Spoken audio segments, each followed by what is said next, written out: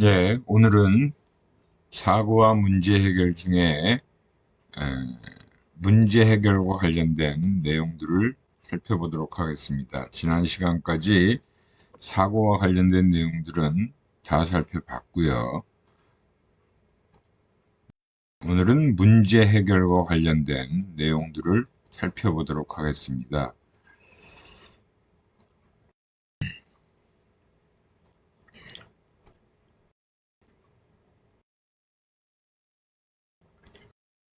해결이라는 것은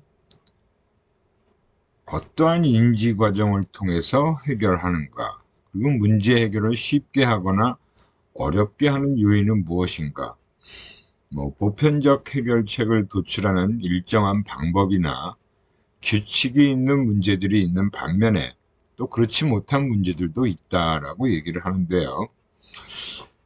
일반적으로 문제 해결이란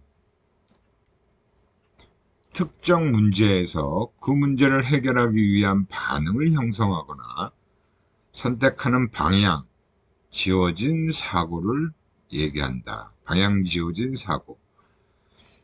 이러한 문제 해결은 여러 단계를 거쳐서 이루어진다. 여기서 얘기하는 문제 해결은 이제 통상적으로 얘기하는 문제 해결이다라고 볼 수 있어요. 그래서 우리가 문제 해결을 하기 위해서는 일단 문제가 무엇인지를 파악하는 게 필요하겠죠. 그 단계가 어떻게 보면 매우 중요하다라고 볼 수 있습니다. 문제를 정확히 파악하지 못하면 그 다음 과정은 별로 의미가 없어요. 그러니까 문제를 정확히 파악해야 그 다음 과정이 제대로 진전이 된다라고 볼 수 있는 거죠. 그리고 이제 문제가 뭔지를 정확히 파악했으면 문제에 대한 심리적 표상을 형성하는 단계가 그 다음 단계라고 볼 수 있어요. 문제가 이런 거구나. 이런 문제를 해결하려면 어떻게 해야 되는구나 라는 생각을 하는 거죠. 그게 이제 심리적 표상이라고 할 수 있고요. 그 다음에 이제 해결에 대한 계획을 수립하는 단계예요. 그리고 계획을 수행하는 단계고, 마지막으로 그 평가를 하는 단계가 있습니다. 그래서 이 문제 해결의 평가의 단계들이 문제 해결의 일반적 단계들이다라고 보는 거죠. 그래서 정말 해결이 제대로 됐는지 마지막 단계에서 이제 한번 평가를 하는 거예요. 이런 단계들을 거쳐서 이제 문제 해결 과정이 이루어진다라고 볼 수 있습니다.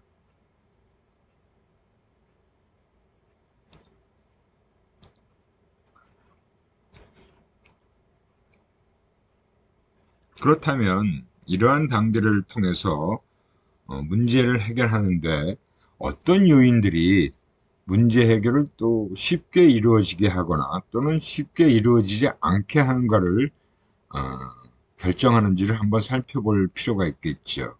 그래서 문제 해결을 하는데 가장 영향을 크게 미치는 요인은 해당 문제와 관련된 지식이 있느냐, 그리고 이전에 유사한 문제를 풀었던 습관이다라고 얘기를 할 수 있습니다. 그 문제와 관련된 지식을 내가 충분히 갖추고 있으면 해결 방법들을 머리에 떠올리기 쉽죠. 그리고 문제를 단순화하는 그런 방법으로 사용할 수가 있어요. 그리고 이전에 유사한 문제를 해결했던 그런 방법을 내가 기억하고 있게 되면 그대로 새 문제에 적용해서 쉽게 해결할 수 있지요. 하지만 그런 게 꼭 좋은 것만은 아닌 거예요. 그래서 유사한 문제를 해결하던 방법이 있다는 것과 그다음에 과거의 경험이나 지식 때문에 틀린 해결법에 고착되거나 또는 창의적 해결책을 생각해내지 못하게 될 수도 있다. 제가 직장 다닐 때도 어떤 문제를 해결하는 그런 프로젝트를 맡았을 때 이전에 그런 프로젝트와 유사했던 프로젝트를 수행한 경험이 있게 되면 자꾸 그냥 그렇게 쉬운 방법을 선택하는 경우가 있는데 그게 꼭 좋지만은 않다라는 거예요. 이전에 수행했던 경험, 그런 것들이 오히려 방해가 될 수도 있습니다.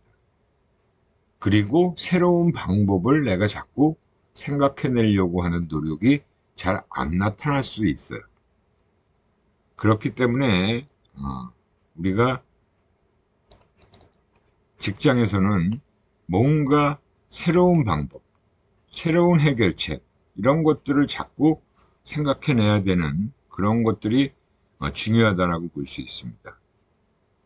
그리고 일상생활 속에서도 마찬가지다라고 볼 수 있어요. 흔히 범하는 오류들 중에 하나가 문제 해결의 중간 상태와 또 최종적인 목표 상태가 상당히 비슷할 경우에 이 중간 상태에서 한 걸음 물러서서 생각하지 못한다는 점이에요.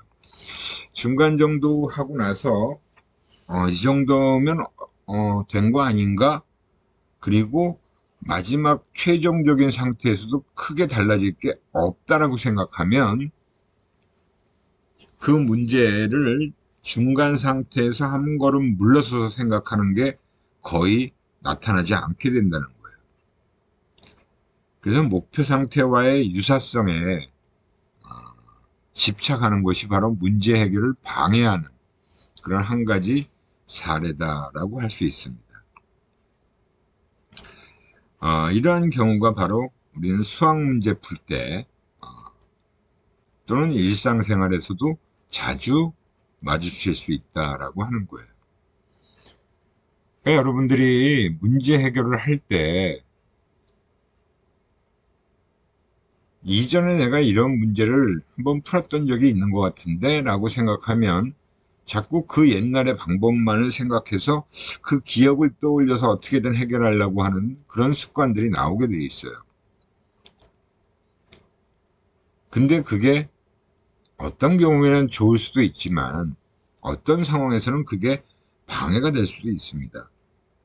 그 문제를 내가 집중해서 좀 뭔가 방법을 떠올리고 나름대로의 창의적인 문제 해결책을 동원하지 못하게 될 수 있다는 거예요. 예전에 내가 어떻게 했지? 이렇게 했던 것 같은데 하고 이렇게 해보고. 그러니까 생각을 그 문제 해결에다가 중심을 잘 못 맞추게 되는 그런 경험이 생길 수 있다는 거예요. 그러니까 우리가 예전의 경험이 지금 문제 해결을 하는데 도움이 될 수도 있지만 방해가 될 수도 있다는 얘기입니다. 그리고 이제 표상의 중요성이다라고 하는 측면이 있어요. 그래서 문제 해결에 대한 연구를 하는 데 있어서 중요한 문제 중에 하나가 주어진 문제를 마음속에서 어떤 양식으로 표상하는가 하는 문제입니다. 이게 참 중요한 문제예요. 그러니까 내가 문제를 머릿속으로 한번 그려보는 거죠. 그래서 이게 이러한 문제구나 라고 하는 부분입니다. 그래서 이걸 이렇게 해결하면 되겠지 저렇게 해결하면 되겠지라고 한번 머릿속으로 그려보는 그런 작업이 필요하다는 거예요. 그래서 문제 해결에 어려움이 이제 있는 경우는 그 문제에 대한 생각, 즉 표상이 적절하지 않기 때문이라고 할 수 있다. 그러니까 결국은 그 머릿속에서 한번 그려보는 그 표상이라는 게 올바르게 이루어지면 그래 이렇게 하는 거야 라고 하면서 절차에 따라서 단계적으로 문제를 해결해 가면 되는데 그렇지 않았을 경우 즉 표상이 적절하지 못했을 경우는 그 문제 해결 과정 자체가 무의미하게 될 수도 있다는 겁니다.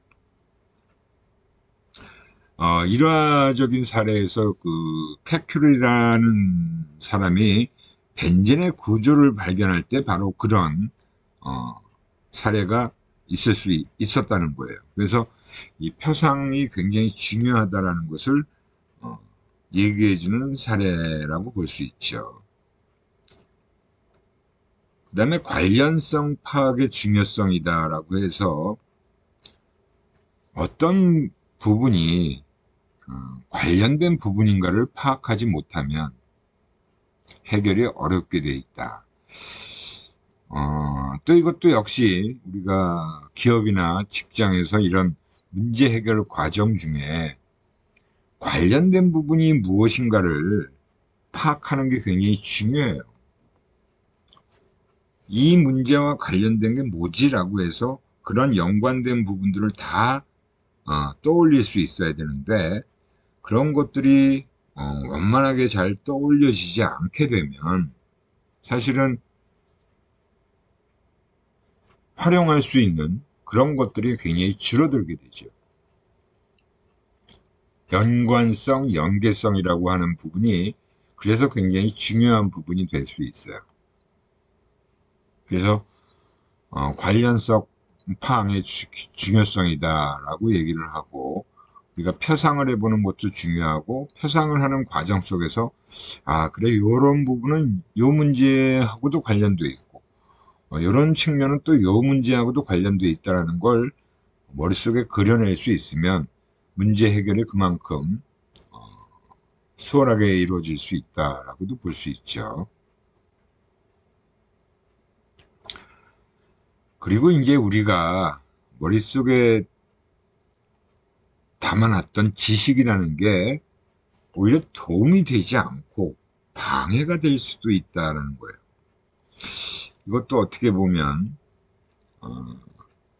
우리가 머릿속에 지식들을 많이 담아놓으려고 노력들을 하잖아요. 근데 그 지식이라는 게 내가 아는 거 그 자체만으로서 그냥 문제가 해결되면 다행이지만 그 내가 머릿속에 담아놓은 지식이 문제 해결에 도움이 안 될 수도 있어요. 그래서 그런 경우를 기능적 고착이다라고 얘기합니다. 고정된 기능으로만 지각하기 때문에 문제를 해결하는데 실패하게 되는 경우가 생긴다는 거예요. 그러니까 이게 어떻게 보면 우리는 그 어떤 사물이나 그런 어떤 사건에 대해서 그냥 그 자체로서만 자꾸 생각을 하는 거예요. 좀 다른 걸로 우리가 좀 생각을 넓힐 필요가 있다는 거죠. 이게 덩커의 양초 세우기 문제인데요. 성냥통에 성냥이 담겨져 있으면 그 성냥통을 용기로만 지각해요. 우리는 용기로만 생각하기 때문에 그 성냥통을 받침으로 사용될 수 있다는 것을 잘 생각을 못하게 되는 거예요. 그런데 성냥통을 비워 놓으면 다른 용도로도 생각할 가능성이 높아지게 되는 거죠. 그러니까 그 성냥통에 성냥이 들어있게 되면 이 성냥통이라는 것은 성냥을 담는 용기다라는 생각으로만 그냥 일반적으로 생각을 고정시키게 되니까 더 이상 그 성냥통의 용도를 확장하지 못할 수 있다는 거예요. 근데 성냥통이 비어 있는 상태면 이게 뭔가 다른 용도로도 쓰일 수 있다는 것을 생각할 수 있을 가능성이 올라간다는 거죠. 그래서 오히려 문제 해결에 더 도움이 된다라고 할 수 있습니다.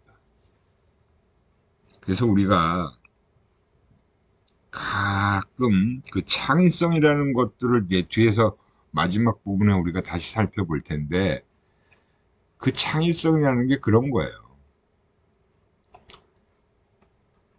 우리가 예전에 제가 학부 다닐 때 어떤 교수님 수업을 듣는데 교수님이 수업 시간에 이제 저희한테 백지를 쫙 나눠주고 연필이라는 걸 가지고 할 수 있는 거 한번 용도를 생각나는 대로 한번 적어봐라.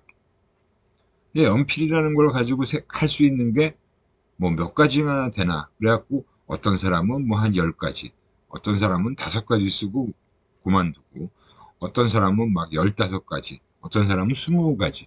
막 이렇게 사람마다 달라요.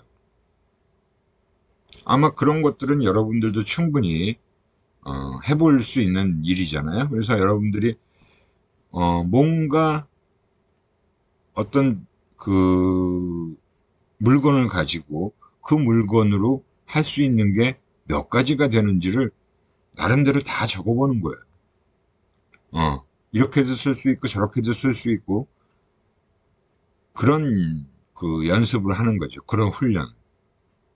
그게 어떻게 보면 창의적인 아이디어 발상법이라는 거하고도 다 나중에 관련이 됩니다. 그래서 이 뉴웰이랑 사이먼이라는 학자가 문제 해결을 문제 공간에서의 탐색으로 설명을 했다라고 보는데, 이건 무슨 얘기냐면 초기 상황에서 목표 상황에, 그러니까 처음 단계에서 최종적인 상황까지 이르는 모든 가능한 경우를 다 포함한 가상적인 문제 공간, 프로블렘 스페이스라는 것을 가지고 효율적인 경로를 찾는 것으로 볼 수 있다는 것이다 라고 얘기를 한 거예요. 그래서 그걸 문제 공간에서의 탐색으로 설명할 수 있다. 그러니까 문제 공간에는 뭐 거기서 뭔가 다양한 것들을 떠올릴 수 있는 그런 가능성이 있다는 거죠. 그래서 초기 상태부터 어떤 조작자를 선정하는 것 자체가 문제 해결에 이르게 하는가를 찾아내는 과정으로 문제 해결을 보고 있다는 거예요. 문제 해결이라는 것을 하나의 공간 속에서 여러 가지를 떠올리는 그런 탐색 작업이 중요하다라고 얘기를 한 거죠. 모든 가능한 경우를 다 포함한 가상적인 문제 공간에서 효율적인 경로를 찾는 것으로 볼 수 있다라고 얘기를 한 겁니다. 아마 우리도 이런 그 연습을 좀 할 필요가 있어요.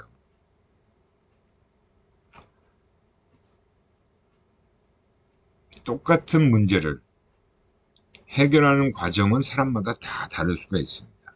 뭐 직장에서도 마찬가지고 아마 학교에서도 마찬가지일 거예요.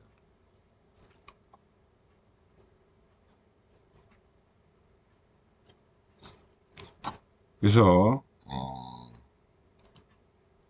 문제 해결 전략에는 어떤 것들이 있는지를 이제 살펴볼 텐데요.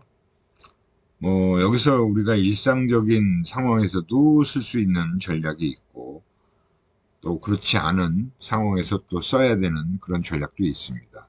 뭐 가장 기본적인 게 바로 수단 목표 분석이다라고 해서 means ends analysis다라고 얘기를 합니다.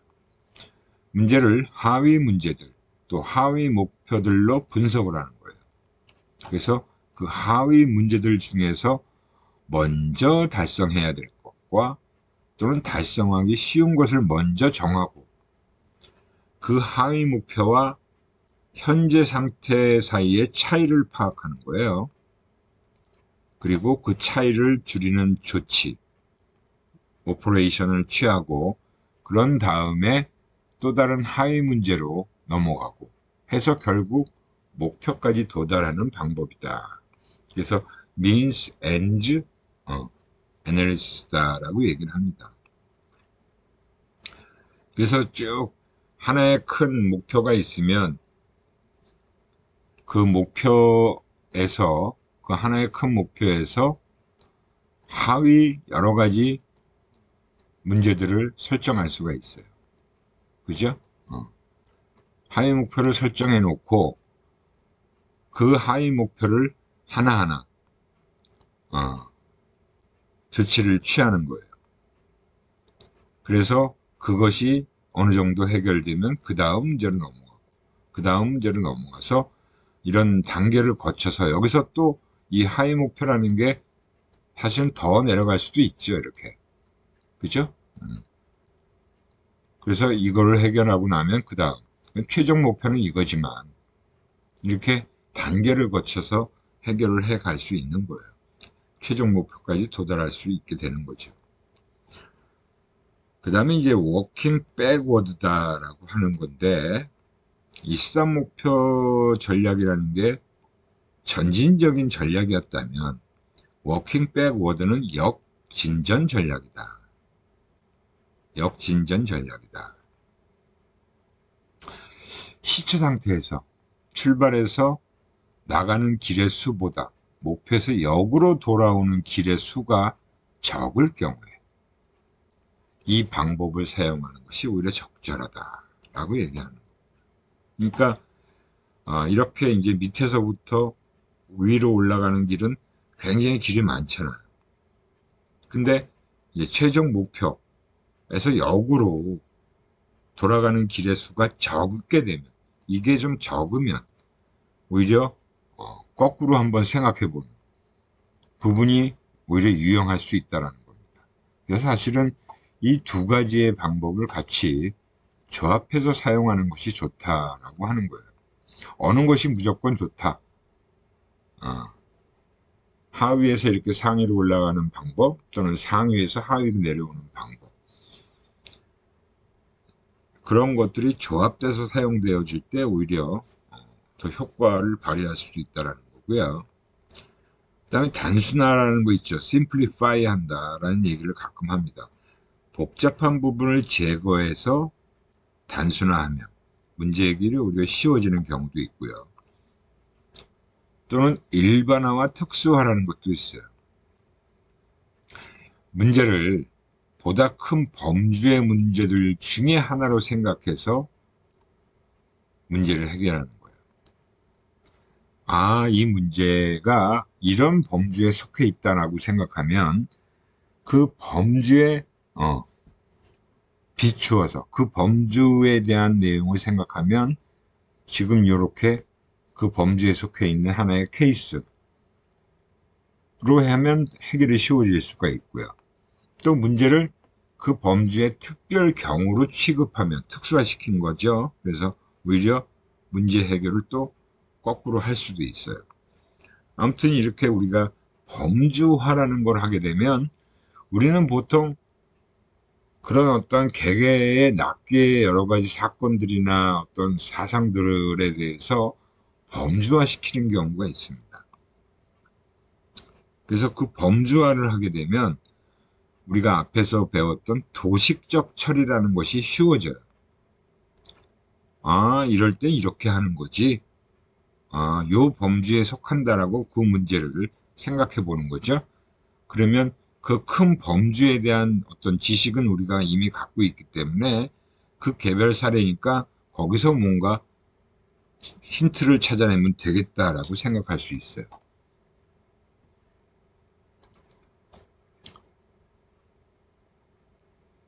그리고 무선적 탐색과 시행착오. 이건 여러분들이 뭐 흔히 트라이얼 앤 에러라고 얘기하는 거죠. 가능한 해결 대안수가 적은 경우에는 이러한 전략을 사용해 보는 거예요. 그래서 무선적 탐색, 무작위로 막 그런 탐색 작업을 해보고 뭐 틀리기도 하고 그러다가 맞는 경우가 나타나는 거죠.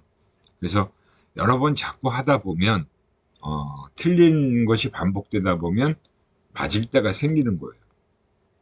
그래서 뭐 알파벳 세자를 조합해서 단어를 해독하는 그런 어떤 상황이 생기면 이것랑 이거랑 뭐 조합을 해보는 거죠. 이것저것 조합을 하게 되겠죠. 그죠? 이렇게도 해보고 이렇게 하니까 이게 별 의미가 없는데 뭐 이렇게 계속 조합을 하는 거예요.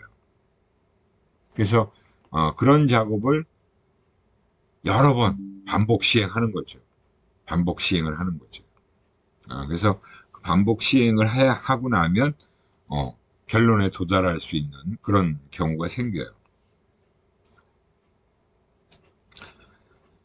그 다음에 이제 규칙이라는 것도 발견하는 경우가 있어요.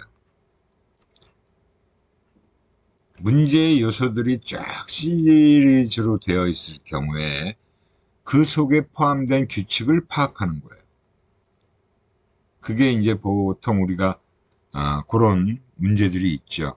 뭐 적성검사나 지능검사에서 그런 경우를 볼 수 있을 거예요. 그 반복되는 수나 그 기호들의 숫자를 세어서 그런 힌트를 찾아내는 거죠. 그죠? 암호를 발견한다 또는 규칙을 발견한다 하는 경우가 있어요. 이게 첫 번째 숫자와 두 번째 숫자를 더하니까 세 번째 숫자가 되는구나. 그리고 네 번째 숫자와 다섯 번째 숫자를 더해서 여섯 번째 숫자가 되는구나를 발견하는 거죠. 숫자가 쫙 이렇게 나열되어 있을 경우에. 그죠? 그런 경우를 우리는 자꾸 뭔가 규칙을 찾아낼 수 있는 그런 케이스가 또 있어요. 그런 경우에 규칙을 파악하는 것이 바로 문제 해결의 키다라고 볼 수 있고요. 그 다음에 이제 문제 해결을 잘하는 사람은 추가 정보를 추구한다. 그리고 힌트를 탐색해낸다. 우리가 단서라는 게 있습니다. 보통 단서, Q라고 얘기하죠. Q. 단서 정보라는 거를 발견해내는 작업이에요. 또는 여기서 이거 뭐 하나만 좀 내가 알면 힌트가 주어지면 쫙 풀릴 것 같은데 라고 생각하는 경우가 있죠. 그래서 그런 힌트, 추가 정보가 제공될 시에 문제 해결이 바로 이루어지는 경우도 생겨요. 우리가 막 뭔가를 생각하고 있는데 이게 뭔가 떠오르지가 않아요. 답을 찾지 못하고 있어요. 그래서 그 힌트 정보 또는 단서라는 게 하나 주어지게 되면 맞아, 이거야 라고 생각하고 그것으로 인해서 쫙 풀리는 경우가 있습니다. 그게 바로 힌트의 역할이죠.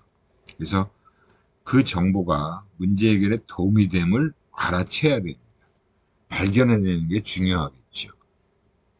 분명히 힌트가 있음에도 불구하고 그게 힌트인지를 모르면 그건 굉장히 심각하다라고 볼 수 있어요.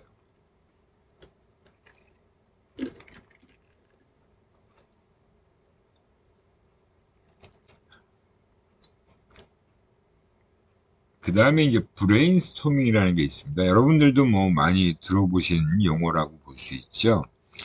제가 특히 이제 광고회사 다닐 때 광고회사에서는 바로 이러한 브레인스토밍 방식으로 광고 회의를 많이 했어요. 제작 회의 같은 거 할 때.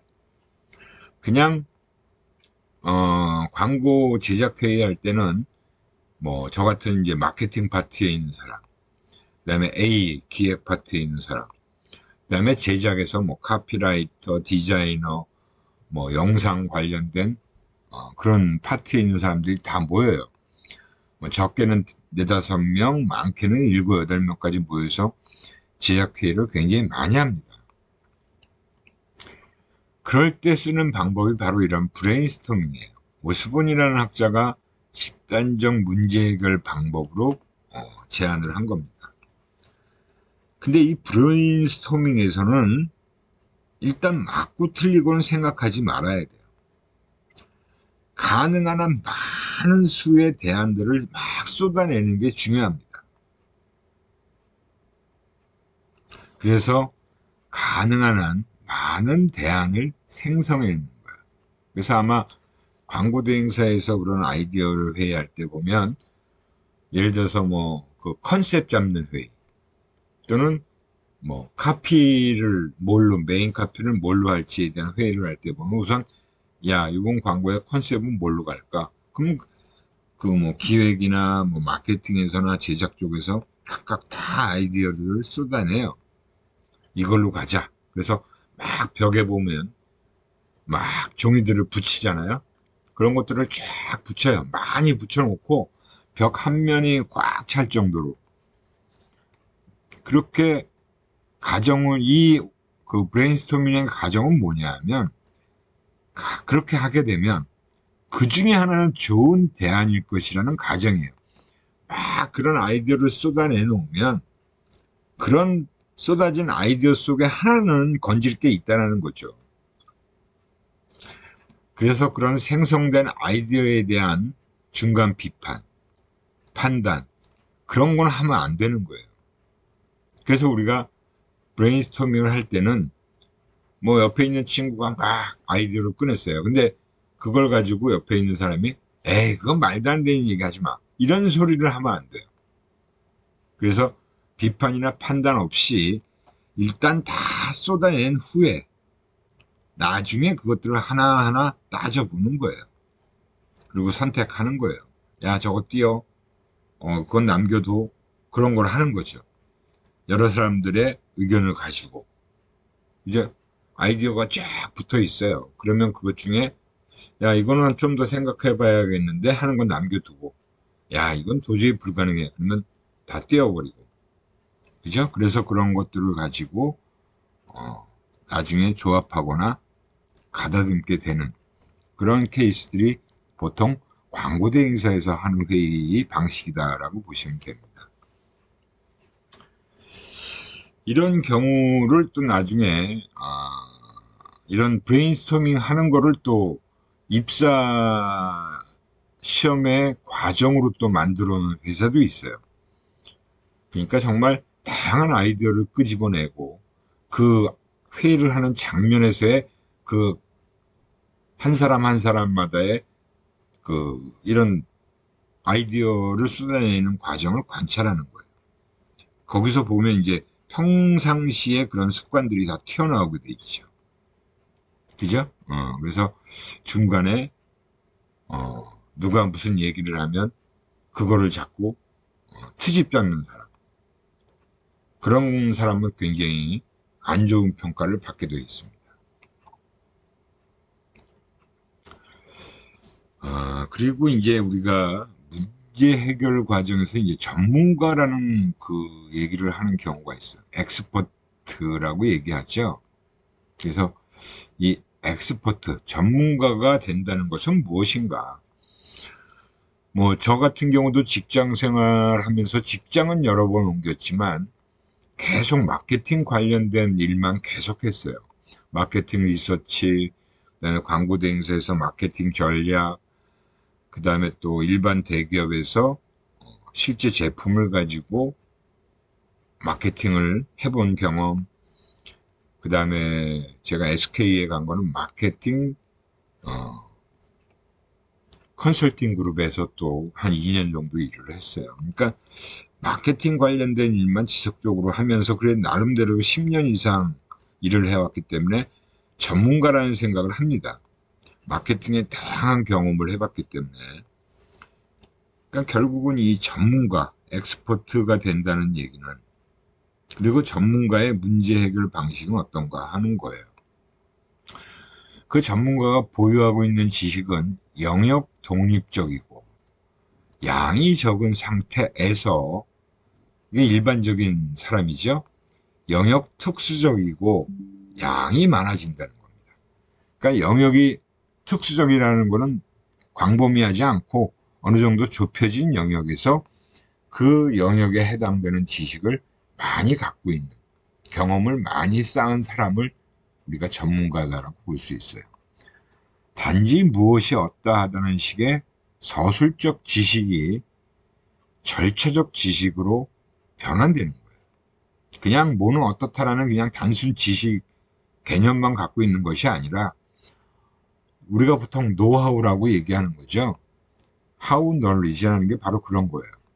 어떻게 하면 그렇게 할 수 있다는 것으로 변환되고 그것들을 적용해서 그에 의해 수정된 새로운 절차적 지식을 생성해 가는 것이다. 그만큼 전문가라는 건 지식을 활용해서 문제를 해결해 본 경험을 다양하게 가지고 있는 사람을 전문가라고 얘기하는 겁니다. 단순히 지식만 가지고 있는 사람을 전문가라고 얘기하지 않아요. 머릿속에 뭘 많이 알고 있다 그래서 그걸 전문가라고 하지 않는다는 얘기입니다. 그거는 백과사전이나 일반적인 책에 나오는 내용만 달달달 알고 있으면 그냥 그 정도는 요즘 같은 경우에 얼마든지 우리가 활용할 수 있잖아요. 그게 중요한 게 아니라 그런 지식들을 가지고 어떤 문제에 적용해서 해결한 경험을 많이 가지고 있어요. 그래서 절차적 지식이라는 게 굉장히 중요합니다. 어떤 조건에서 무엇을 어떻게 할 것인가와 관련된 지식이에요. 그런 것들이 많이 쌓여져 있으면 그게 전문가라고 우리가 보통 얘기를 하는 사람이 되는 거죠. 이럴 땐 이렇게 하는 거야. 저럴 땐 저렇게 하는 거야. 라는 얘기를 할 수 있어야 된다는 거죠. 당연히 지식을 기억해서 접근하고 인출하는 것이 빨라지겠죠. 그리고 큰 덩이의 정보로 인출하고 처리하는 거예요. 그만큼 원활하게 해결을 할 수 있다는 거죠. 그래서 이러한 전문가가 된다는 것은 뭐냐? 처음엔 당연히 서술적 단계가 필요하죠. 영역 독립적 서술적 지식에 의존한다. 전문가가 되기 위해서는 우선 지식도 갖추고 있어야 돼요. 아는 게 있어야 적용을 하죠. 머릿속에 든 게 없는데 뭘 적용하겠어요. 그러니까 우리가 대학이라는 이 교육기관에서 전공 공부를 한다는 것은 전공과 관련된 지식들을 많이 담아두는 시기예요. 하지만 학교에 있을 때는 현장의 경험을 할 수가 없잖아요. 실습이라는 걸 거의 할 수가 없죠. 실제 경험할 수 있는. 그래서 그 문제의 영역의 특수한 방식으로 상황 정보를 처리하고 해결하려 하지 않고 다른 영역에서 적용되던 일반적 해결 방안을 그대로 옮겨서 적용하려고 하는 단계. 그게 서술적 단계예요. 이게 처음 단계에서는 이렇게 할 수밖에 없겠죠. 그 다음에 이제 절차적 단계로 가는 거예요. 영역 특수적 절차들이 if then이라고 하는 거죠. 우리가 우리가 가설을 설정하고 그 가설을 설정한 후에 해결해 가는 과정이에요. if then. 뭐뭐가 뭐뭐하면 뭐뭐가 뭐뭐 될 것이다. 그래서 그런 형태의 프로덕션으로 바뀌어 간다는 거고, 이러한 절차가 연습되고 실행되며 계속 반복 경험을 하겠지요. 그러면서 올바른 해결 방법만이 조합이 돼서 불필요한 프로덕션은 제거되게 된다. 그러면 정말 그 어떤 상황에 맞는 문제 해결과 관련된 경험만 계속 쌓이게 되는 거예요. 그리고 이제 절차적 조정 단계에 들어가게 되는 거죠. 그러면 기존 절차를 실행해서 성공할 때에는 절차를 강화하고 그걸 점차 일반화 시키게 되고, 실패하게 되면 그 절차에 차별화가 이루어지는 거야. 이렇게 하면 안 되는구나. 이렇게 하면 됐는데, 이번에 이렇게 했더니 안 돼. 이런 경우에 이렇게 해야 돼. 라고 또 새로운 절차를 또 만들어 가는 거죠. 그게 절차의 차별화가 이루어진다. 라고 볼 수 있습니다. 그 자동화 단계라는 건 계속 성공한 절차들을 처리가 자동화된다. 그것들이 하나하나 쌓여가는 그런 단계가 되겠죠. 그리고 이제 우리가 문제 해결에서 사실은 이 창의적 문제 해결이라는 게 굉장히 중요하고, 벌써 이 창의성이라는 걸 중요시하게 된 건 아마 2000년대 넘어오면서, 그리고 2010년도 때를 넘어오면서 더 이 창의성이라는 게 굉장히 강조가 되어 왔어요. 많은 기업에서도 창의적인 인재를 찾고 있죠. 근데 모든 기업들이 다 창의적인 사람만 선발하는 건 절대 아니에요. 창의성을 갖춘 사람이 필요한 경우에 그런 사람들을 정확한 그 직무에다가 배치를 하면 되는 거죠. 모든 사람이 다 창의적일 필요는 없어요. 그렇기 때문에 이 창의성이라는 것은 특정인만 창의성이 높아, 특정인은 창의성이 낮아, 이렇게 얘기할 수 있는 건 아무것도 없습니다. 그래서 일단 창의성의 정의부터 살펴보면, 창의적이다라고 얘기하는 경우는 보통이 아니고 적절한,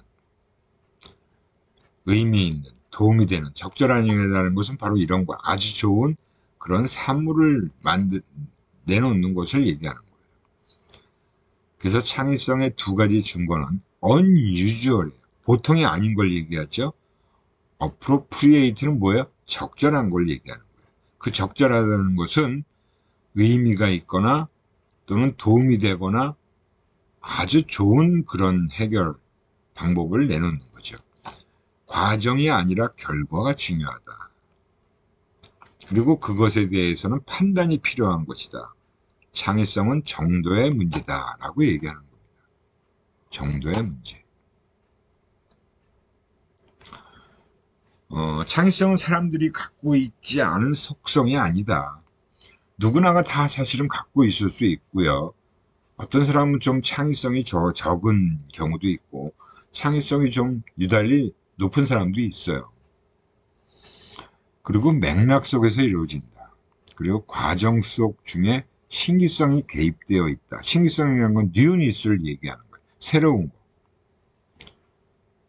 기존에 있지 않은 뭔가 새로운 걸 얘기한다라고 보시면 돼요. 그래서 문제의 정의, 잠재 해결안의 생성, 평가, 문제 해결을 얼마나 독특하게 잘했는가의 평가다라고 얘기할 수 있고요. 창의성은 보는 사람의 관점에 있다라는 거고 그 자체가 본질적으로 창의적이다라고 보기는 어렵다라고 하는 거예요. 어떤 사람의 관점에서 창의성이다라고 창의적이다라고 얘기할 수 있다라는 거죠.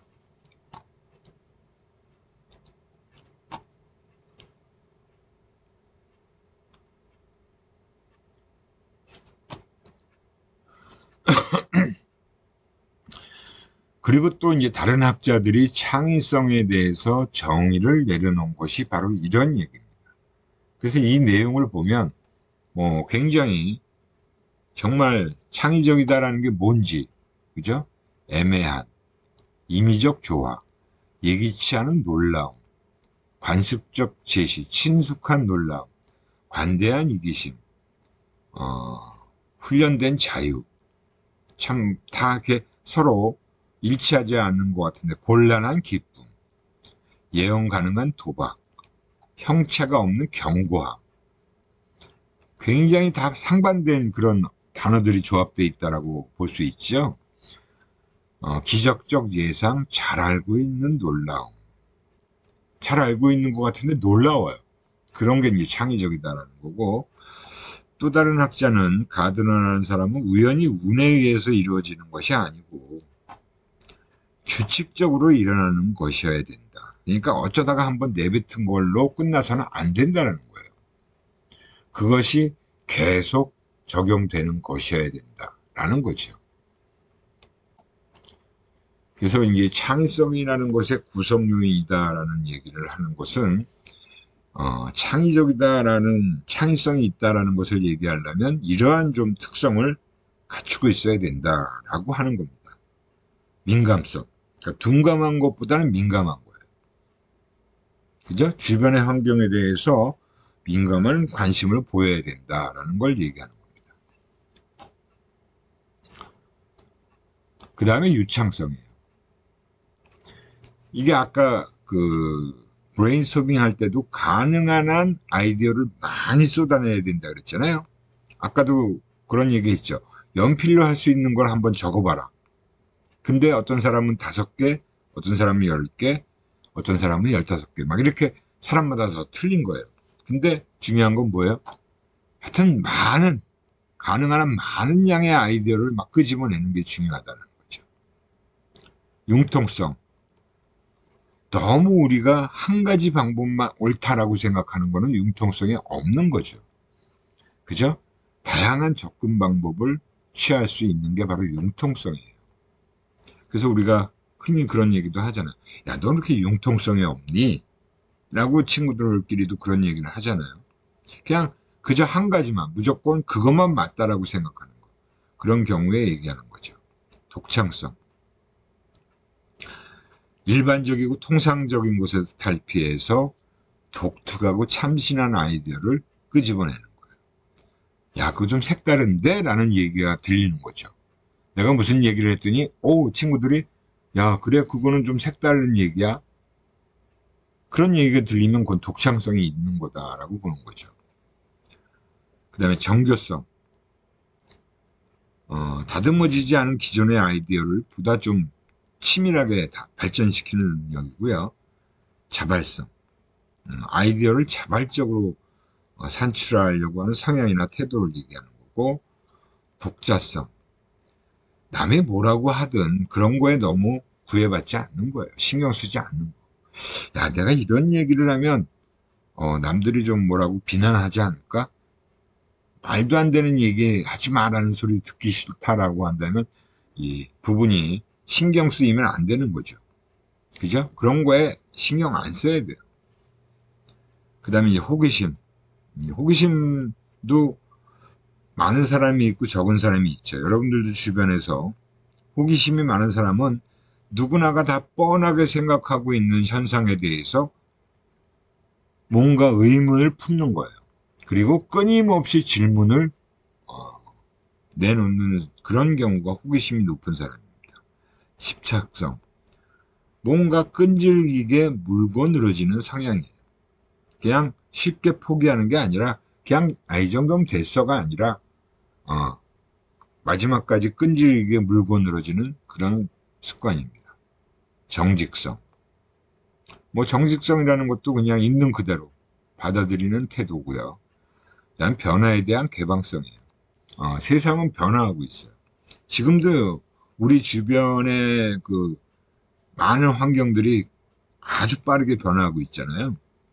제가 주로 젊었을 때에는 변화가 그렇게 빠르지 않았어요. 그죠? 제가 이제 가장 크게 변화를 경험한 거는 바로 인터넷이 등장한 거죠. 90년대 중반입니다. 제가 회사를 다니고 있었을 때. 그로 인해서 많은 것들이 변했어요. 인터넷이라는 게 튀어나오면서. 그리고 이제 최근에 뭐 2010년도 이후에는 계속 새로운 세상이 열렸잖아요. 그죠? AR, VR, 가상현실 세계, 뭐 지금은 더 많은 다양한 상황들이 많이 나타나고 있고 그로 인해서 많은 것들이 변했어요. 그죠? 그런 변화에 대해서 인정할 수 있어야 되고 그 변화를 내가 수용할 수 있어야 되는 거죠. 이렇게 해서 창의성까지 우리가 살펴봤고요. 또 다음 시간에 뵙도록 하겠습니다. 질문 있으면 질문 코너에다 좀 질문들을 올려주세요. 여러분들이 대면 수업 시간에 질문하는 것도 그렇게 많지 않고, 그죠? 그리고 이렇게 비대면 수업을 하는 경우에 질문 코너에 궁금한 게 있으면 질문 사항을 올려주시면 좋은데 아직까지도 그렇게 질문을 올리는 분들이 그렇게 많지 않아요. 예, 이렇게 전부 다들 이해하고 계셔서 그런지 모르겠는데 그렇지는 않을 것 같은데 아무튼 뭐 그냥 궁금한 거나 이해가 안 가는 부분에서 올려주시면 제가 보는 대로 답변을 해드리도록 하겠습니다. 예, 수고들 하셨고요. 다음 시간에 뵙도록 하겠습니다.